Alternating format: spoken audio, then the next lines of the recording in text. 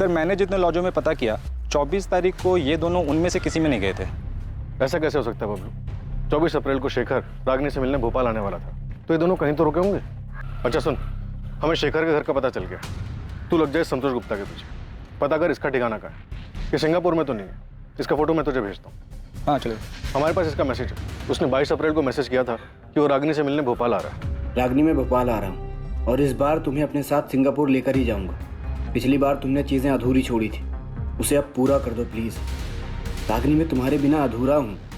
मेरे लिए तुम दुनिया की सबसे खूबसूरत औरत हो। मैं तुम्हारे बिना नहीं रह सकता। ये रागिनी के 2 बच्चे हैं, पति है, घर है, ऊपर में 2 एक्स्ट्रा साइड में प्यार करने वाले भी है। इसको लाइफ में और चाहिए क्या था? अब उसे लाइफ में क्या चाहिए था क्या नहीं, ये तो हमें नहीं पता। हमारा काम सिर्फ इतना है कि हम कातिल को जल्द से जल्द पकड़ें। तू जोर शोर से काम पर लग जा। ये शेखर और संतोष, इन दोनों को हमें जल्द से जल्द पकड़ना है। मम्मी पापा हमें छोड़ के नहीं जा सकते, वो हमसे बहुत प्यार करते हैं। बेटा मैं समझ सकती हूँ तुम्हें ये सुनकर अच्छा नहीं लग रहा होगा। अनीता, सुमित्रा जी, ये सच है। हमें ये मैसेजेस रागिनी के चैट रिकॉर्ड में से मिले हैं। मैं तो कभी सोच भी नहीं सकती थी कि शेखर मुझे धोखा दे सकते हैं। शेखर इस वक्त कहाँ छुपे हो सकते हैं? अब मैं नहीं कह सकती वो कहाँ जा सकते हैं। अगर शेखर फोन करे तो आप हमसे छुपाइएगा मत। बहुत सारे सवाल हैं जो हमें उनसे करने हैं।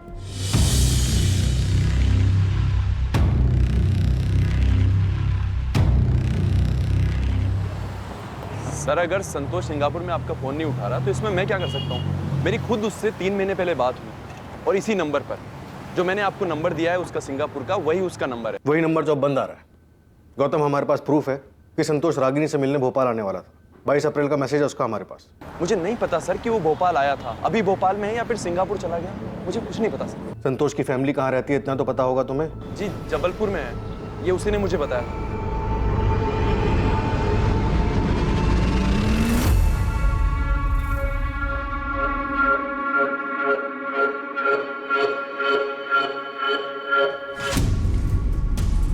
इस प्रशांत की छोटी बड़ी सभी डिटेल्स निकाल।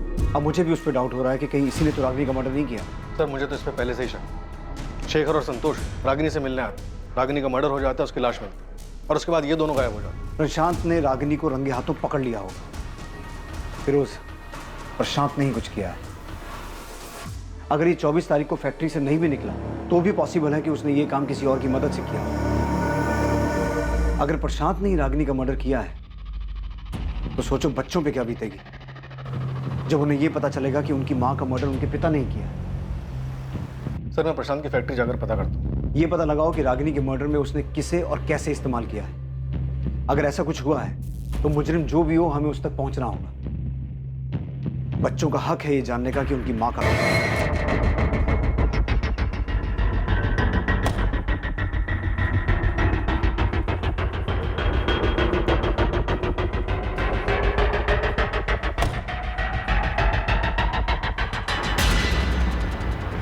मम्मी की फ्लाइट मुंबई से 2 बजे की, वो एयरपोर्ट के लिए निकल चुकी है। अच्छी बात है। वहाँ वो सुनील, वो अब तक निकला कि नहीं? हाँ वो भी निकल चुका है।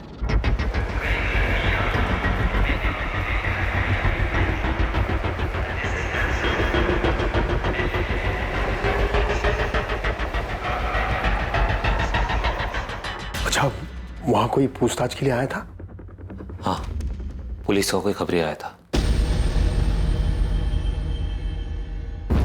ये औरत इन दोनों में से किसी एक के साथ आपके होटल में आई थी क्या? नहीं, मैंने इन तीनों को कभी नहीं देखा। थोड़ा ध्यान से देखिए ना, 24 अप्रैल को आए होंगे। अरे हाँ, याद आया, इस औरत की फोटो मैंने अखबार में देखी थी। हाँ देखा होगा, इसका मर्डर हो गया। ओह अच्छा आपका जरा रजिस्टर चेक करके बताओ ना, शायद आपके ध्यान से निकल गया हो। बरस साहब रजिस्टर थोड़ा देख लेते तो। वो क्या है ना, पुलिस ना बहुत बेसब्री से ढूंढ रही दोनों को। ठीक है, मैं चेक करता हूँ। कुछ मिला उन्हें? पापा घबराने की कोई बात नहीं है, उन्हें कुछ नहीं मिला। गौरव ने सब संभाल लिया, सब ठीक है। पुलिस ने शेखर प्रजापति का फोन नंबर सर्विलेंस पर डाल दिया था। उनके मुताबिक ऐसी संभावना थी कि रागिनी ने अपना मोबाइल मार्केट में स्विच ऑफ किया और उसके बाद तय की गई जगह पर वो शेखर से मिली थी।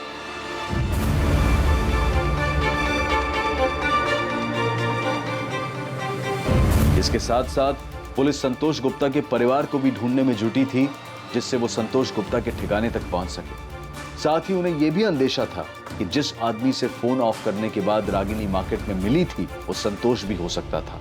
पुलिस संतोष और शेखर को पूरी मेहनत से तलाश कर रही थी, जो अब तक उनकी पहुंच से बाहर थे। सिर्फ ये दो लोग ही नहीं, बल्कि एक लाश भी उनकी जानकारी, उनकी पहुंच से बाहर थी। एक दूसरी लाश जिसका उन्हें अंदाजा तक नहीं था।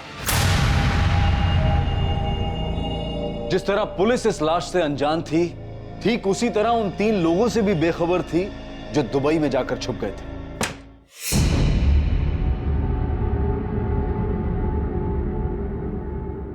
क्या हम इंडिया वापस कभी नहीं जाएंगे? जाएंगे जानवी, क्यों नहीं जाएंगे? बस सिर्फ कुछ ही दिनों की बात है। एक बार ये सब ठंडा हो जाए, फिर हम लोग आराम से चले जाएंगे।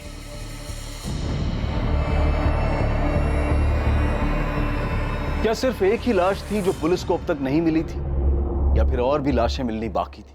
रागिनी उस दिन घर से झूठ बोलकर क्यों निकली थी? वो कहां जाने वाली थी, क्या करने वाली थी, उसका प्लान क्या था? और क्या उसके इस प्लान के बारे में उसके पति प्रशांत को पहले से पता था? सर, मैंने आपको पहले भी बताया था कि 24 अप्रैल को प्रशांत यहीं फैक्ट्री में था, और ये बात 100% सच है। प्रशांत की वाइफ का मर्डर हुआ है, और जिन 2 लोगों के साथ उसका अफेयर चल रहा था, संतोष और शेखर, उन दोनों का कोई अता पता नहीं। तो हो सकता है कि हम एक ही सवाल आपसे बार बार पूछें। अब चूंकि बार बार आप ये सवाल हमसे कर रहे हैं, इसलिए मैंने उसके असिस्टेंट गिरीश से भी पूछताछ की।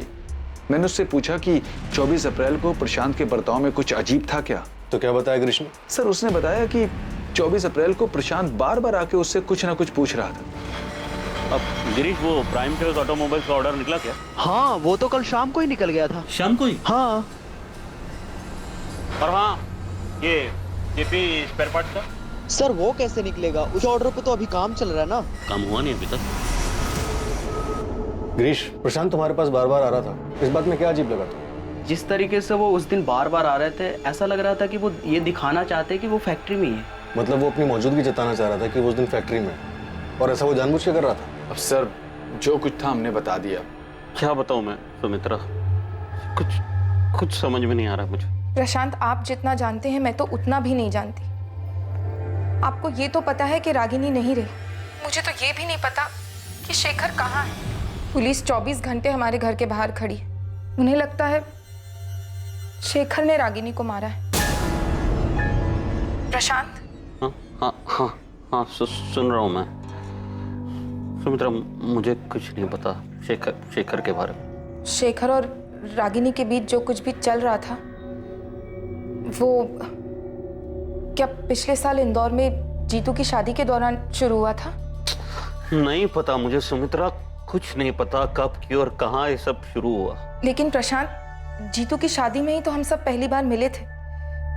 शिवलाल काका भी यही कह रहे थे कि शेखर और रागिनी उससे पहले कभी नहीं मिले थे। रागिनी मेरे लिए एक पहली थी, पहली है, जान ही नहीं पाया मुझसे।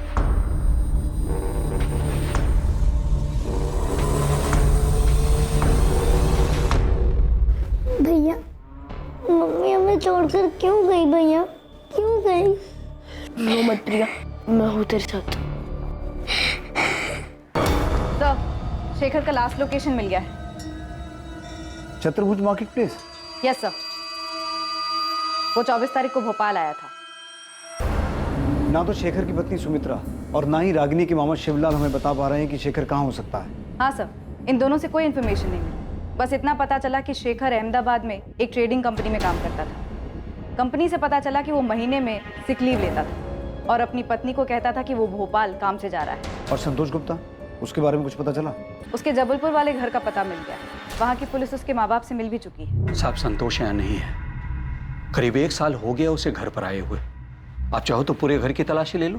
तलाशी तो हम लेंगे नरेंद्र जी, लेकिन अगर वो हमें नहीं मिला तो आप लोग हमारी नजर में आ जाएंगे। साहब, हम तो जानते भी नहीं है कि रागिनी है कौन। और रही बात संतोष की, तो जब से वो सिंगापुर गया हमने उसकी शक्ल भी नहीं देखी है। देखिए, ये तो साफ हो चुका है कि संतोष का रागिनी के साथ 2 साल से चक्कर चल रहा था, और रागिनी संतोष के पास 1 महीना रही भी थी। और अब ये भी साफ हो चुका है कि संतोष रागिनी से मिलने भोपाल आने वाला था, और जिस दौरान वो रागिनी से मिलने भोपाल आने वाला था, उसी टाइम पे रागिनी का कत्ल हुआ है। देखिए, भोपाल पुलिस ढूंढ रही है उसे। साहब, इसमें हम क्या कर सकते हैं? हमें डरा धमका कर कि आपको क्या मिलने वाला है। और साहब, अगर हमारी उससे बात हुई होती या अगर वो यहाँ होता तो हम आपसे क्यों छुपाते? सर, जबलपुर पुलिस ने पता किया। संतोष के माँ बाप को उसके बारे में कुछ भी नहीं पता, और ना ही उसके दोस्त गौतम को कुछ पता है कि वो कहाँ रहता है सिंगापुर में या किस कंपनी में काम करता है। बबलू भी अभी तक पता नहीं लगा पा रहा कि 24 तारीख को रागिनी से मिलने कौन आया था, संतोष या शेखर, और वो कहाँ मिले थे। नहीं सर, उसके हाथ भी कुछ नहीं लगा। बस इतना पता चला कि 24 तारीख को प्रशांत फैक्ट्री में था, पर अजीब बर्ताव करा, नॉर्मल नहीं था। लेकिन इतना समझ में नहीं आ रहा है कि उसने रागिनी को अगर मारा तो कैसे। उसके फोन रिकॉर्ड से भी कुछ नहीं मिला। फिरोज, हमसे ऐसा क्या छूट रहा है, क्या मिस हो रहा है कि सामने आ ही नहीं पा रहा कि रागिनी उस दिन संतोष या शेखर में से किसे मिली, कहाँ मिली। कहीं तो मिले होंगे ना वो लोग। अगर प्रशांत ने किसी और को भी रागिनी के पीछे भेजा होगा तो रागिनी कहीं तो गई होगी, कहीं तो उसका मर्डर हुआ होगा। किसी ने तो ये सब किया होगा ना, किसी गाड़ी, किसी ट्रांसपोर्ट का इस्तेमाल हुआ होगा, और जाहिर सी बात है मर्डर है तो पैसे भी लिए दिए गए होंगे।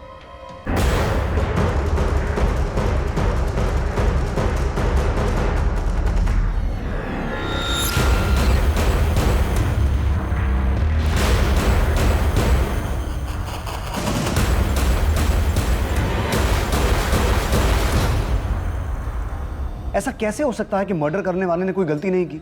वो आराम से छुपा बैठा है, इतनी सफाई से काम किया है कि हमारे हाथ एक क्लू तक नहीं लगा। सर, इंटरनेशनल नंबर है, उठाओ। हेलो सर, मैं संतोष गुप्ता बोल रहा हूँ। संतोष, कहाँ हो तुम? हाँ संतोष, कहाँ हो तुम? सर, मैंने रागिनी को नहीं मारा है। मिला जरूर था लेकिन मैंने उसको नहीं मारा। देखिए, मैं रागिनी से प्यार करता था और उससे शादी भी करना चाहता था। संतोष, तुम अभी कहाँ हो? सर, अभी मैं सिंगापुर में हूँ। जब मैंने न्यूज़ देखा कि रागिनी का किसी ने मर्डर कर दिया तो 30 तारीख को मैं सिंगापुर वापस आ गया था। तुम रागिनी से मिले थे? हाँ, 23 तारीख को भोपाल में मैं रागिनी से मिला था। रागिनी, मुझे सिंगापुर में नई जॉब मिल गई है और सैलरी भी बहुत अच्छी है। तुम चलो ना मेरे साथ सिंगापुर, हम दोनों बहुत खुश रहेंगे। संतोष, इतने दिनों बाद तुम्हें देखकर बहुत अच्छा लग रहा है। तो फिर चलो ना मेरे साथ रागिनी। रागिनी, मैं तुमसे बहुत प्यार करता हूँ और मुझे हमेशा से ही लगता है कि हम दोनों एक दूसरे के लिए ही बने। किस्मत ने हमें फिर से मिलाया है, इस बार मौका हाथ से मत जाने दो। 2 साल पहले भी मैंने तुम्हें मनाने की कोशिश की थी कि शादी कर लेते, नई दुनिया, नया घर बनाते। रागिनी, हम जबलपुर चलते हैं, वहाँ चल के शादी कर लेते। वहाँ पे मेरा अपना घर है, मम्मी है, पापा है, वहाँ कोई प्रॉब्लम नहीं होगी। नहीं संतोष, मैं अपने घर जाऊंगी। पर क्यों? वो घर तो तुमने छोड़ दिया ना रागिनी, फिर क्यों वापस जाना चाहती हो? बच्चों के लिए, मुझे उनकी याद आ रही है। रागिनी, पूरा 1 महीना हो गया तुमको घर छोड़े हुए, और इस 1 महीने में ना तो तुम्हारे पति ने तुमको ढूंढने की कोशिश की है, ना ही तुम्हारे बच्चों ने। फिर क्यों जाना चाहती हो उस घर में? देखो संतोष, मुझे प्रशांत की चिंता नहीं है, पर राजू और प्रिया मेरे बच्चे हैं। अब तक तो प्रशांत ने उन्हें बता दिया होगा कि मैं उन्हें छोड़कर चली गई। रागिनी, मेरी बात समझने की कोशिश करो। तुम्हें लाइफ में क्या चाहिए?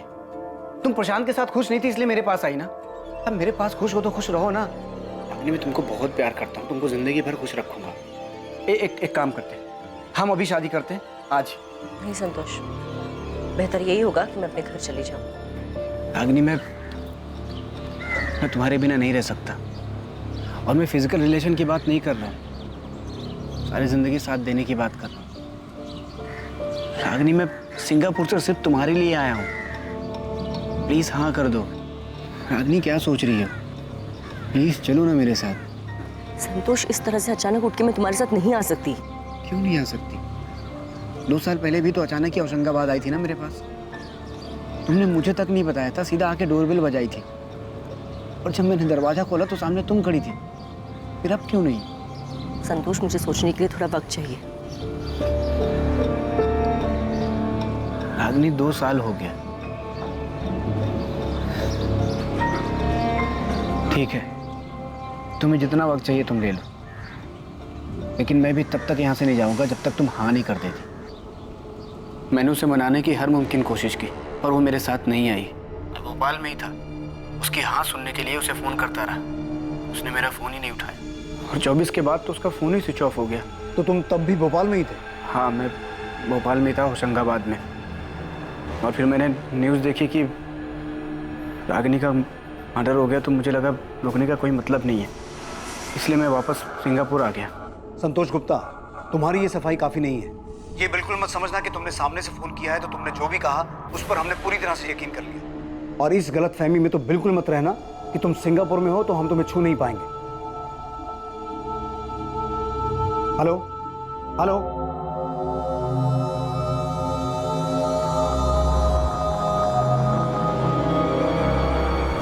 फिर इसके बाद वहीं तक सच होगी जहां तक ये रागिनी को मना रहा है। रागिनी के मना करने और इसकी ये बात मान लेने की कहानी सब बकवास है। हो सकता है बकवास हो फिरोज, पर मुझे ये रागिनी समझ में नहीं आ रही।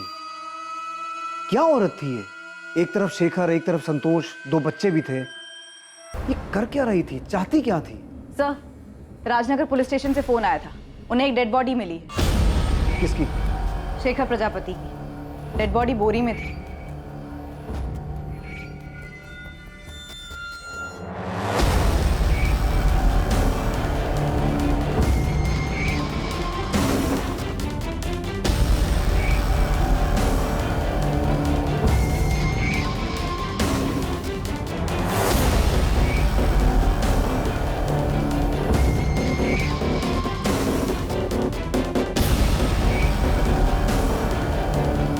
बोरी तो बिल्कुल वैसी जिस बोरी में हमें रागिनी की लाश मिली थी।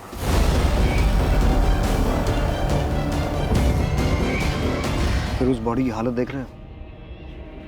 जिस तरह से डिकम्पोज हुई है, उसे देखकर साफ लग रहा है कि इसका मर्डर भी काफी दिन पहले हो चुका है।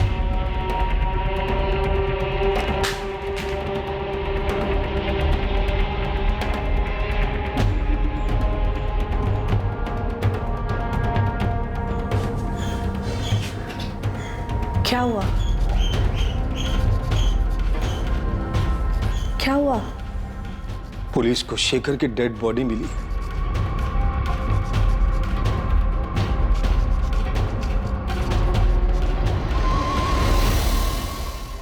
एक दूसरी लाश जो पहले से मौजूद थी लेकिन पुलिस को आज मिली थी, शेखर प्रजापति की थी। उस शेखर प्रजापति की जिसके रागिनी के साथ नाजायज संबंध थे। पहले रागिनी की लाश मिलती है जिसकी बेरहमी से गला दबाकर हत्या की गई, और फिर कुछ दिन बाद शेखर की लाश सामने आती है। अब पुलिस के लिए इस केस में 2 अहम संदिग्ध होने वाले थे। पहला रागिनी का पति प्रशांत और दूसरा उसका चाहने वाला संतोष गुप्ता, जो पहले ही सिंगापुर जा चुका था। शेखर की मौत का कारण पुलिस के लिए एक और बड़ा झटका साबित होने वाला था। इंस्पेक्टर, इसकी मौत को भी 72 घंटे से ज्यादा बीत चुकी। एक्चुअली बॉडी जिस हालत में मिली है या जिस तरह से डिकम्पोज हो चुकी है, सही वक्त बताना मुश्किल है। पर ऐसा हो सकता है कि इसका मर्डर भी रागिनी की तरह 24 अप्रैल को ही हुआ हो। हाँ, हो सकता है दोनों की मौत 24 अप्रैल को ही हुई हो, पर इसका मर्डर नहीं हुआ। मर्डर नहीं हुआ तो? इसकी बॉडी से पॉइजन की ट्रेसेस मिली, वो भी बड़ी मात्रा में। पॉइजन? जी। तो आप ये कहना चाहते हैं कि शेखर का मर्डर नहीं हुआ बल्कि इसने आत्महत्या की है? इतना तो श्योर होके बोल सकता हूँ कि इसको जहर जबरदस्ती नहीं दिया गया। हाँ, किसी चीज में मिक्स करके दिया हो तो पता नहीं। कैसे मारा तूने रागिनी को? शेखर को जहर कैसे दिया?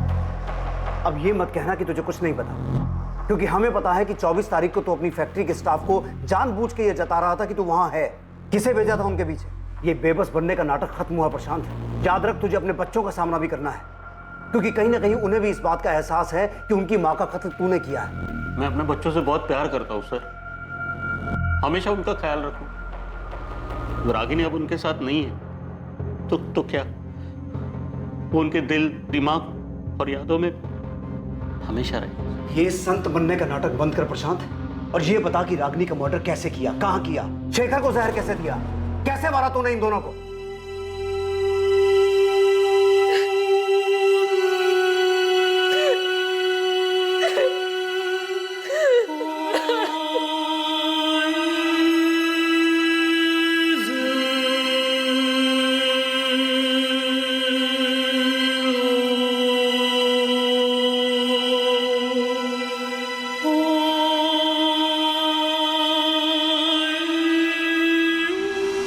तेरे बच्चे राजू और प्रिया, शेखर की बेटी नेहा, इन सब मासूमों की जिंदगी बर्बाद कर दी। नहीं की सर, मैंने किसी की जिंदगी बर्बाद, किसी को कोई दुख नहीं दिया मैंने। रागिनी ने सब बर्बाद किया सर।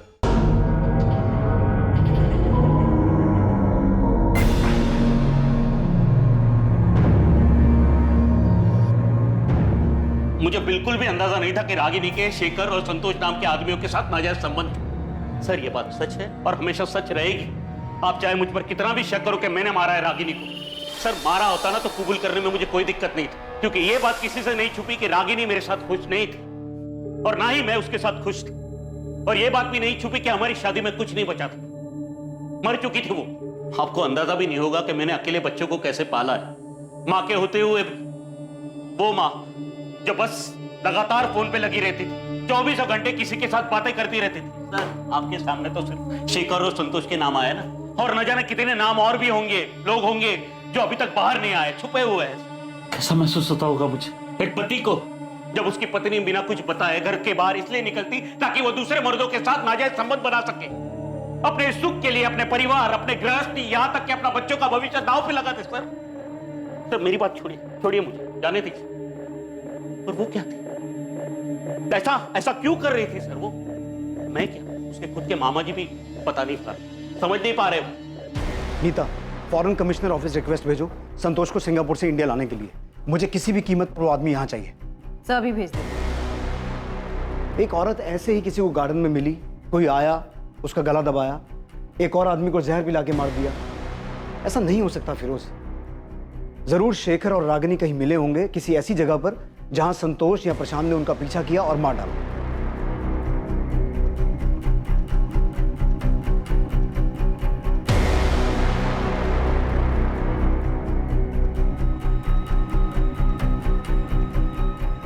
बबलू से कहो एक टीम से काम नहीं हो रहा, 10 लगाए, और चाहिए और लगाए, लेकिन किसी भी तरीके से यह पता लगाए कि उस दिन शेखर और रागिनी कहां गए थे। कोई तो ऐसा होटल या लॉज होगा जहां उनका पीछा किया गया, दोनों का मर्डर किया गया।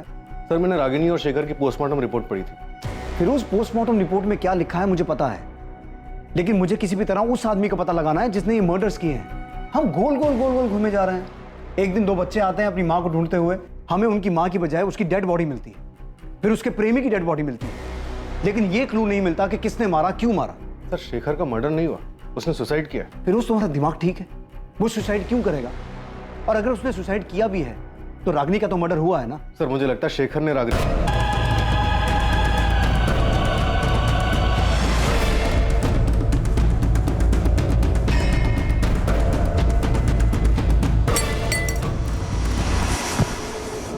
पहले उसने रागिनी को मारा, फिर उसने सुसाइड किया, और फिर आसमान से कोई टपका जिसने दोनों की डेड बॉडी को बोरे में डाल के ठिकाने लगा दिया। फिरोज, मुझे कोई थ्योरी नहीं चाहिए, ये केस ऐसे बंद नहीं हो सकता। मुझे किसी भी हाल में उस मर्डर का पता लगाना है। उसने क्यों मारा, कहां मारा, कैसे मारा, किस मकसद से मारा, इन सभी सवालों के जवाब चाहिए। अंडरस्टूड? राइट। रागिनी और शेखर कहां मिले थे, रागिनी को कहां मारा गया, शेखर को कहां जहर दिया गया, या उसने खुद अपनी जान ली, इन सभी सवालों के जवाब और सच की खोज में पुलिस ने पूरे भोपाल शहर को खंगालने की ठान ली। दूसरी तरफ संतोष को सिंगापुर से इंडिया वापस लाने की कोशिशें भी तेज कर दी गईं। एक बार पुलिस से बात करने के बाद संतोष ने अपना फोन स्विच ऑन किया ही नहीं। वो ना तो अब किसी फोन और ना ही किसी मैसेज का जवाब दे रहा था।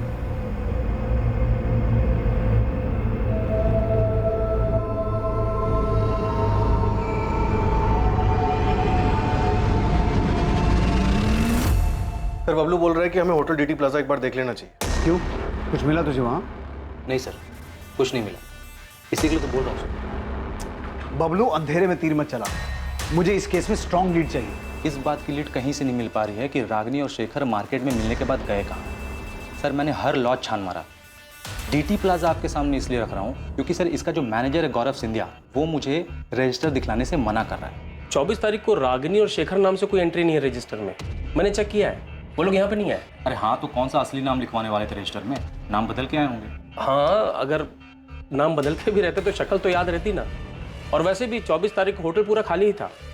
मैं कह रहा हूँ ना कि वो लोग यहाँ पे नहीं आए। सर ये बोल के उसने मुझे टरका दिया, पर छोटा सा होटल है, और फील्डिंग की तो पता चला होटल में काम करने वाला एक बंदा है सुनील मीना नाम का, जो लंबी छुट्टी पर गया है। बबलू भाई, झोल क्या है वो तो पता नहीं, लेकिन उस होटल में एक वर्कर सुनील मीना 27 अप्रैल से गायब है। गायब है मतलब लंबी छुट्टी पे।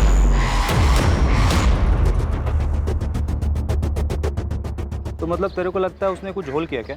हाँ भाई, क्योंकि जानता है गणेश, ये शेखर और रागिनी कहाँ मिले, मिलकर कहाँ गए, कौन से चद्दर पलटी होटल में रुके, कुछ पता नहीं चल पा रहा है। भाई होटल तो ये भी चद्दर पलटी, और मालिक है एकदम कंजूस। मतलब इतना कंजूस है ना कि एक भी रूम खाली रह जाओ तो मर जाता था। लेकिन पिछले कुछ दिनों तक ये होटल बंद था। सर सुनील मीना लंबी छुट्टी पर चला जाता है, 24 अप्रैल के बाद 27 तक होटल बंद रहता है। होटल का मैनेजर रजिस्टर दिखलाने से मना करता है। सर मैं पक्का बोल रहा हूँ, यहाँ पे कुछ ना कुछ झोल तो है। डीटी प्लाजा होटल के बारे में मिली ये छोटी सी जानकारी इस केस में बड़ा खुलासा करने वाली थी। एक छोटी सी लीड की तलाश में भटकती पुलिस को एक बड़ी कामयाबी हासिल होने वाली थी। डीटी प्लाजा होटल में कुछ नहीं, बहुत कुछ घटा था।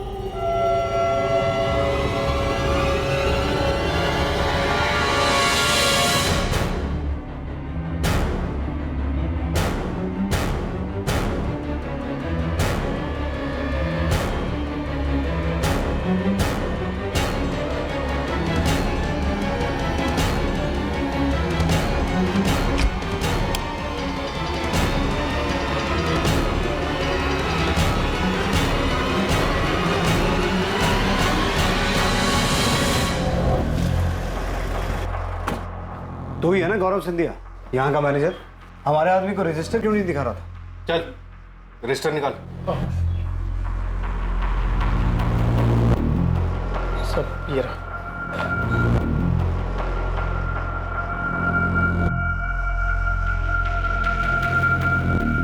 इसमें तो एंट्री 29 अप्रैल से है, उसके पहले की कहाँ है? वो तो नहीं है सब, क्योंकि मालिक हर महीने रजिस्टर बदल देते हैं। हिसाब किताब के लिए पुराना रजिस्टर साथ ले जाते हैं सब। पुराना रजिस्टर अपने साथ ले जाते हैं, लेकिन अप्रैल का महीना 30 का होता है और इसमें एंट्री 29 तारीख से है। तो नया रजिस्टर लगाने के लिए महीना खत्म होने का इंतजार क्यों नहीं किया? सब वो इस बार थोड़ा जल्दी ले गए सब। सुनील मीना नाम का एम्प्लॉय यहीं काम करता है ना? जी सब। कहाँ है वो? बुलाओ उसे। सब वो छुट्टी पे है, गाँव गया सब। बड़ा शहंशाह आदमी है, गाँव गया है और फोन बंद करके बैठा है। वैसे तेरे मालिक धर्मेंद्र तिवारी का भी फोन बंद है, उसका घर भी बंद है, ताला लगा है।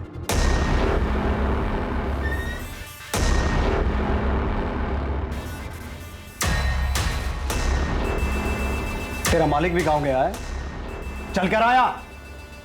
तूने बबलू से कहा था कि 24 तारीख को ये दोनों यहां नहीं आए थे। सीधा सीधा बोल, धर्मेंद्र तिवारी और सुनील मीना कहाँ हैं? वरना तुझे भी गांव भेज दूंगा और कभी वापस नहीं आ पाएगा। मालिक अपनी फैमिली के साथ दुबई भाग गए सब, और सुनील अपने गांव गया है सागर। मतलब रागिनी और शेखर 24 तारीख को यहाँ आए थे? जी साहब, लेकिन साहब मुझे इनका नाम नहीं मालूम साहब, क्योंकि ये दोनों रजिस्टर में अलग नाम से एंट्री किए थे साहब।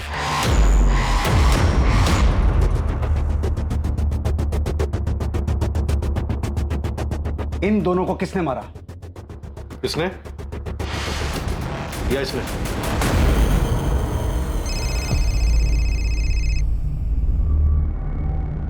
अनीता, कैलाश मौर्य नाम का एक आदमी आया है। कौन है? सर ये 24 तारीख को डीटी प्लाजा में था। बोल रहा है इसने रागिनी और शेखर को देखा था रूम नंबर 104 में। हमें भी यहाँ बहुत कुछ मिला है। रागिनी और शेखर 104 नंबर में रुके थे।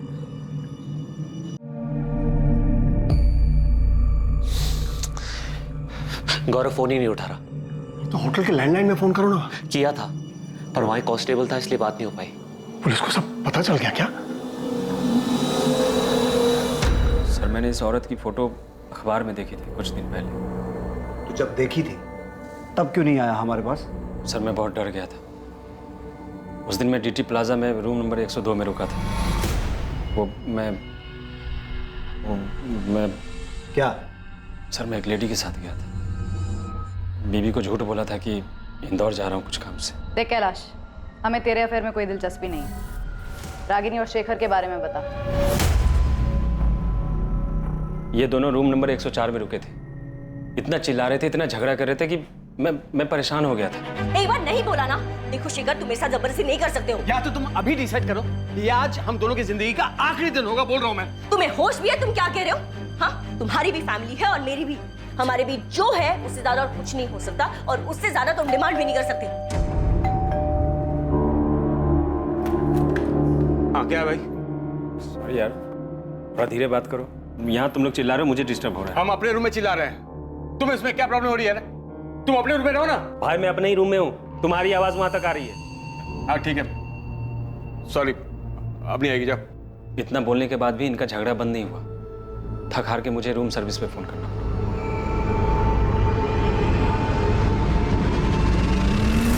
यही था वो आदमी? रूम सर्विस वाला जिसे तुमने बुलाया था? हाँ सर, यही था। शेखर, अब तुम मेरी नाक में दम कर रहे हो, इरिटेट कर रहे हो मुझे। तो अब मैं प्रशांत की जगह ले ली।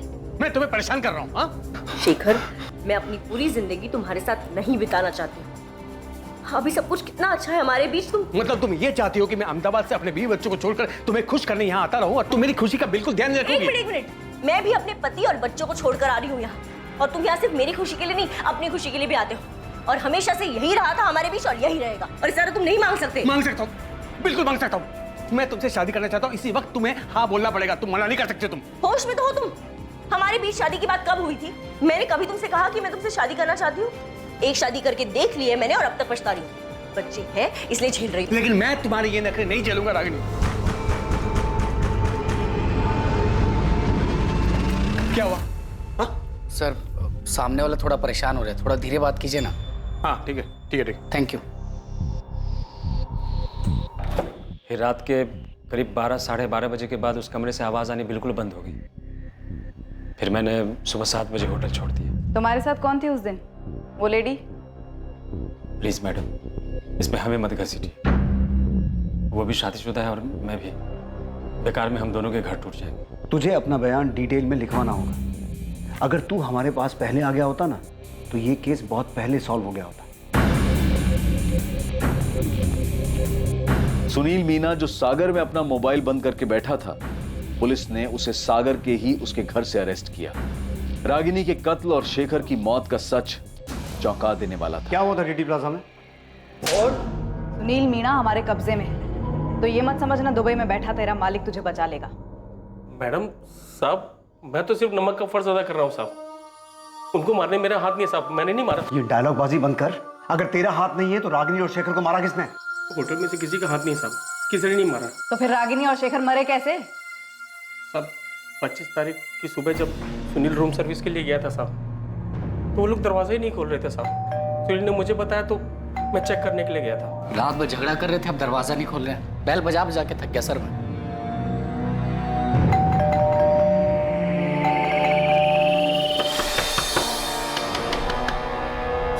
चंद्रप्रकाश जी, गरिमा जी, हम समझ ही नहीं पा रहे थे वो दरवाजा क्यों नहीं खोल रहे। जब उन्होंने दरवाजा खोला नहीं तब मैंने मास्टर की साहब, मैंने तुरंत तिवारी जी को फोन किया साहब। वो फौरन अपने बेटे करण के साथ होटल आ गए। पापा दोनों मर चुके। कैसे हुआ ये? किसने किया? सर पता नहीं सर। सर ये दोनों रात भर बहुत जोर से झगड़ा कर रहे थे। सुबह हमने दरवाजा खोला तो देखा दोनों मरे पड़े हैं। गौरव, तुमने सीसीटीवी चेक किया? कोई आया था इस कमरे में? हाँ सर, चेक किया था।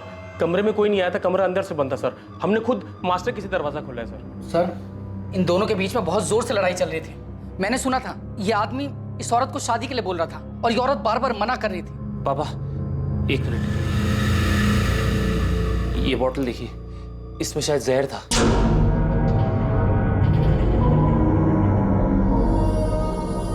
सर मैंने खुद सीसीटीवी चेक किया सर, कमरे में कोई नहीं आया था। सर हो सकता है इस आदमी ने पहले उस औरत को मारा हो और बाद में जहर पी लिया। Oh my God! सर ये देखिए एंट्री। पापा इनके पर्सन की आईडी कार्ड मिले। लड़की का नाम था रागिनी गोयल और लड़के का नाम शेखर प्रजापति। सर वो तो मैं देखते ही समझ गया था कि दोनों फर्जी नाम से ठहरे हैं। अब क्या करें? पुलिस के पास जाएंगे तो खामखा बात फैलेगी, होटल का नाम खराब होगा, धंधा बंद हो जाएगा और हम सब फंस जाएंगे वो अलग। क्योंकि पुलिस तो ये मानेगी नहीं कि इन दोनों के बीच झगड़ा हुआ था और इसलिए इस आदमी ने ये सब किया है। पापा हम इनको जानते ही नहीं है। इन्होंने रजिस्टर में भी गलत नाम लिखा है। इनके फैमिली वाले जो भी है यहाँ तक पहुंच ही नहीं पाएंगे। तुम कहना क्या चाहते? यही कि अगर हम इनकी बॉडी ठिकाने लगा दें तो किसी को पता ही नहीं चलेगा ये लोग यहाँ कभी आए भी थे या इधर कुछ भी हुआ था।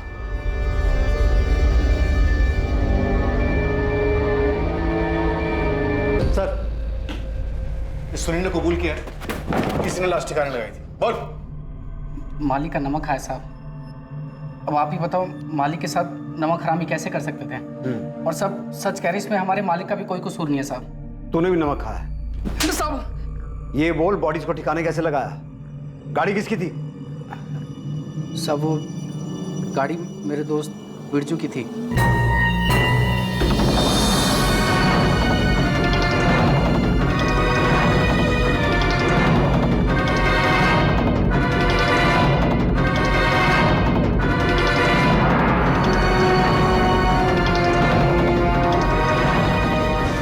साहब पहले हमने उस औरत की बॉडी को हुसैन नगर के नाले में फेंका और फिर आदमी की बॉडी को चंदन नगर के जंगल में फेंक दिया। होटल में कहीं भी सीसीटीवी नहीं दिखा, सब उखाड़ दिए? वो तो मालिक ने ही कहा था साहब कि सीसीटीवी अब रजिस्टर हटा दो, वो सब अपने साथ लेके गए साहब। तुम्हारा मालिक धर्मेंद्र तिवारी और उसका बेटा करण दुबई में कहाँ छुपे बैठे हैं? पता नहीं साहब किसी होटल में है साहब। अभी भी झूठ बोल रहे हो। देखो सोच लो तुम दोनों, नहीं तो मर्डर करने, मर्डर छुपाने, लाश ठिकाने लगाने और सबूत मिटाने के सारे चार्जेस लगेंगे तुम दोनों। इस जिंदगी में तो बाहर नहीं आ पाओगे तुम। साहब सच में मुझे कुछ नहीं पता, हमने नहीं मारा उन दोनों को साहब। मैं आखिरी बार पूछ रहा हूं, दुबई के किस होटल में है तेरा मालिक? धर्मेंद्र तिवारी, इस गलतफहमी में बिल्कुल मत रहना कि सारी जिंदगी दुबई में छुप के बैठ सकते हो। भलाई इसी में है कि चुपचाप वापस आ जाओ, वरना तुम्हारी वो हालत करेंगे। सर मेरी बात सुनिए सर, हमने तो सिर्फ बॉडी फेंकवाया था सर, और वो भी हमने इसलिए किया क्योंकि हम बहुत डर गए थे सर। तिवारी, तूने क्या किया था क्या नहीं किया था ये मैं तभी सुनूंगा जब तू मेरे सामने होगा। अभी मैं तेरी किसी भी बात का यकीन नहीं कर रहा हूं। सर मैं सच कह रहा हूं, मेरे पास रजिस्टर और सीसीटीवी फुटेज दोनों है सर, आप चाहे तो देख लीजिएगा। उस कमरे में कोई नहीं गया सर, उस आदमी ने खुद उस औरत को मारा है और फिर कुछ जहर पी लिया। तिवारी, मैं तुझे 1 दिन का टाइम दे रहा हूं। रजिस्टर, सीसीटीवी और अपने बेटे के साथ तू मेरे सामने होना चाहिए। और अगर ऐसा नहीं हुआ और तूने वहां से कहीं और भागने की सोची तो याद रख, तुझे वहीं से उठवा लूंगा। और इस बात की गारंटी मैं देता हूं कि तुम दोनों इसके बाद ये जिंदगी जीना नहीं चाहोगे। सर मेरी बात सुनिए सर।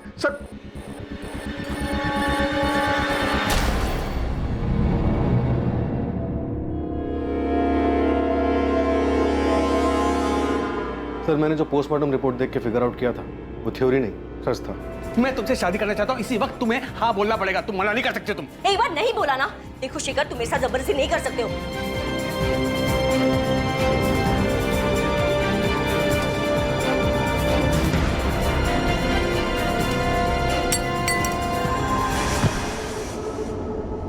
लेकिन मैं ये सोच रहा हूं कि शेखर पहले से ही जहर अपने साथ लेके आया था। मतलब उसने सोच रखा था कि अगर रागिनी ने शादी के लिए हाँ की तो ठीक, वरना वो उसे और अपने आप को मार देगा। करो या मरो वाली हालत। सुमित्रा और उसकी बेटी नेहा के लिए यकीन करना मुश्किल हो रहा था कि शेखर उन्हें धोखा दे रहा था, और उससे भी आगे बढ़कर उसने एक ऐसा जुर्म किया जिससे वो दोनों शायद जिंदगी भर नहीं उभर पाएंगे। प्रशांत और रागिनी के मामा शिवलाल के लिए रागिनी को समझना पहले ही मुश्किल था, और अब शेखर के हाथों हुई उसकी हत्या ने उन्हें और भी सोच में डाल दिया कि आखिर रागिनी चाहती क्या थी, कर क्या रही थी। संतोष गुप्ता तक पुलिस दोबारा नहीं पहुंच पाई, और अब उसकी जरूरत भी नहीं थी, क्योंकि साफ हो चुका था कि रागिनी की हत्या से उसका कोई वास्ता नहीं था। धर्मेंद्र तिवारी और उसके बेटे करण तिवारी ने दुबई से वापस आकर अपने आप को पुलिस के हवाले कर दिया। धर्मेंद्र तिवारी, करण तिवारी, सुनील मीना और गौरव सिंधिया पर आईपीसी की धारा 201B के तहत सबूत मिटाने के जुर्म में केस चल रहा है। डीटी प्लाजा होटल के मालिक से मिली सीसीटीवी फुटेज से साबित हुआ कि 24 अप्रैल की रात जब रागिनी का कत्ल हुआ और शेखर की मौत हुई, उस दिन रागिनी और शेखर के कमरे में कोई दाखिल नहीं हुआ था। राजू, प्रिया, मुझे पता है कि आप लोग बहुत दुखी हो, इतना आसान नहीं इस दुख को बुलाना, पर आप दोनों को स्ट्रांग बनना होगा। आपके पापा आपके साथ हैं और वो हमेशा रहेंगे। और अपनी मम्मी के साथ बिताए वो दिन याद करना जब आप सब बहुत खुश थे, सब ठीक था। प्रशांत, आप बहुत मजबूत इरादों वाले सचमुच भले इंसान। बच्चों को अब आपकी पहले से कहीं ज्यादा जरूरत है। वो दुखी हैं, सदमे में हैं, उनका ध्यान रखना।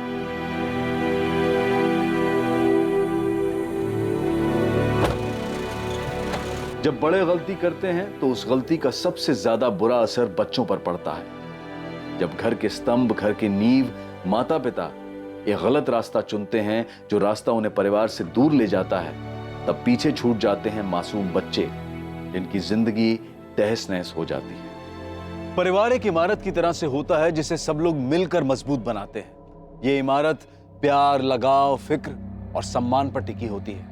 किसी भी परिवार के फलने फूलने में इनका महत्वपूर्ण योगदान होता है, और मासूम बच्चों को माता पिता दोनों की ही बराबर जरूरत होती है। पर इसका यह मतलब कतई नहीं है कि मजबूरी में साथ रहा जाए। बेशक बच्चे उस वक्त अलग होने के फैसले की अहमियत को ना समझ पाए, पर सही समय पर लिया गया यह फैसला जिंदगी सुधार भी सकता है। और दूरी से रिश्ता खत्म नहीं होता है, बल्कि दो लोगों के बीच कड़वाहट बढ़ने का खतरा कम हो जाता है। रागिनी और शेखर ने इस रिश्ते से क्या हासिल किया, बल्कि संतोष ने भी क्या पाया। शेखर और रागिनी के बीच जो कुछ भी हुआ उसका अंदाजा भी नहीं लगाया जा सकता, क्योंकि मरने के बाद जिसने उन्हें देखा वहां जो सुराग मिले उनके मुताबिक कुछ भी साफ नहीं है। बस इतना पता है कि वहां एक जुर्म हुआ, हत्या हुई और किसी ने जहर पिया।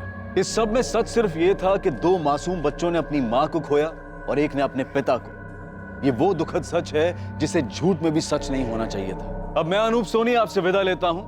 कल रात 11 बजे आपसे फिर मुलाकात होगी एक और नए केस के साथ। और याद रखें, क्राइम और आपके बीच में सिर्फ इतना फर्क है कि आप कितने सतर्क हैं। सतर्क रहें, सुरक्षित रहें। जय हिंद।